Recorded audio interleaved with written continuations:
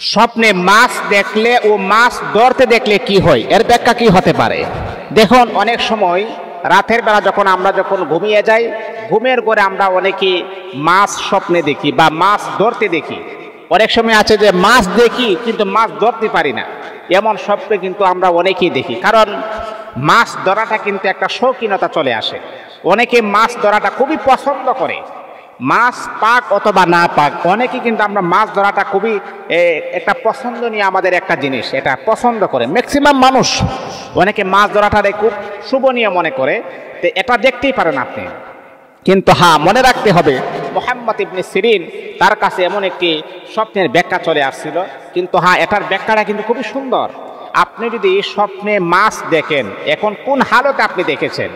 আপনি কি মাছ ধরে সফল হয়েছেন নাকি মাছ ধরতে গিয়ে মাছ ছুটে গিয়েছে এমনটা দেখেছেন? অনেক সময় আছে আপনি স্বপ্নে মাছ ধরতে দেখেছেন বা মাছ ধরেছেন, আবার সফলও হয়েছেন, মাছ আপনি ধরতে পেরেছেন।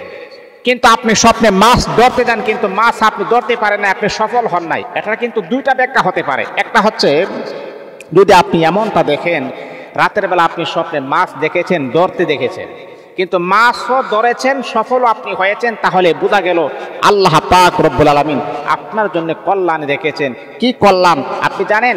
এক নাম্বার হচ্ছে আল্লাহ পাক রব্বুল আলামিন, আপনি যদি অবিবাহিত হয়ে থাকেন আল্লাহ পাক আপনাকে বিবাহের ব্যবস্থা করে দিবেন। আর যদি আপনি বিবাহিত হয়ে থাকেন তাহলে আল্লাহ পাক রব্বুল আলামিন আপনাকে নেক সন্তান, একটা সন্তানের সুসংবাদ দিবেন।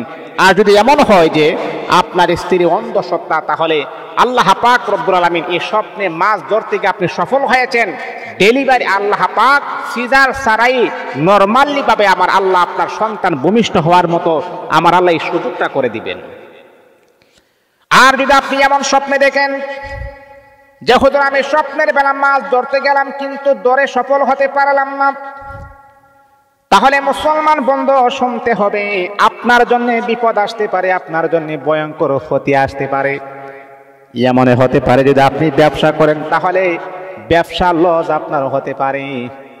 এমন হতে পারে যদি আপনি কোনো কাজ করেন তাহলে কাজের আপনার সফলতা আসবে না। যদি আপনি চাকরি করেন চাকরি ছুটে যাওয়ারও সম্ভাবনা আছে, কারণ আপনি মাছ ধরতে গেছেন, মাছ ছুটে যায়, মাছ ধরতে গিয়ে আপনি সফল হতে পারেন নাই।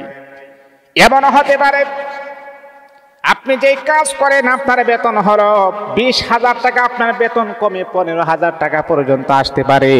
ও মুসলমান বন্ধু, স্বপ্নে যদি আপনি মাছ ধরে সফল হন তাহলে আল্লাহ পাক রব্বুল আলামিন আপনাকে সফলতার স্বপ্ন আমার আল্লাহ দান করে দিবেন। আর যদি সফল না হন তাহলে আপনার জন্য বড় ধরনের বিপদের সম্মুখীন হয়ে আছে। তাহলে শুনেন, যদি বিপদের সম্মুখীন হন তাহলে আল্লাহ পাকের কাছে বেশি বেশি ইস্তেগফার করবেন, বেশি বেশি তওবা করবেন। আল্লাহ, এটার যে খারাপ দিক আছে সেটা থেকে আপনি আমাকে কুদরতিভাবে হেফাজত করুন। আর যদি মাছ ধরতে গিয়ে আপনি সফল হন তাহলে মালিকের কাছে আপনি বলবেন, মালিক আয় আল্লাহ, যদি এটার ভালো কল্যাণ হয়, যদি এটার সফলতা হয় তাহলে আপনি আমাকে সফলতা দান করুন। ও মুসলমান, যেহেতু আপনি ভালো স্বপ্ন আপনি দেখলেন, আপনি শেষ রাতে উঠে তাহাজ্জুদের নামাজ পড়ে আল্লাহ পাকের কাছে মুনাজাতের মাধ্যমে শুকরিয়া আদায় করবেন আর বলবেন, আল্লাহ, এটার যদি শুভ লক্ষণ হয়, আমার জন্য কল্যাণকর হয়, এটার কল্যাণকর বস্তু আপনি আমাকে অচিরে দান করে দেন। এই জন্যে মুসলমান, এই জন্য স্বপ্নে যদি আপনি মাছ দেখেন, ধরতে দেখেন, সফল হয়েছেন, তাহলে কিন্তু আপনি সাকসেস। আল্লাহ পাক আপনাকে গোপনীয় সম্পদ দান করবেন, অনাবিল সুখ শান্তি দান করবেন, আপনার স্ত্রীকে সুখ শান্তি দান করবেন, আপনার জন্য ভালো কিছু একটা অপেক্ষা করতেছে। আর যদি মাছ ধরতে গিয়ে ছুটে যায় তাহলে এটা কিন্তু ক্ষতিকর।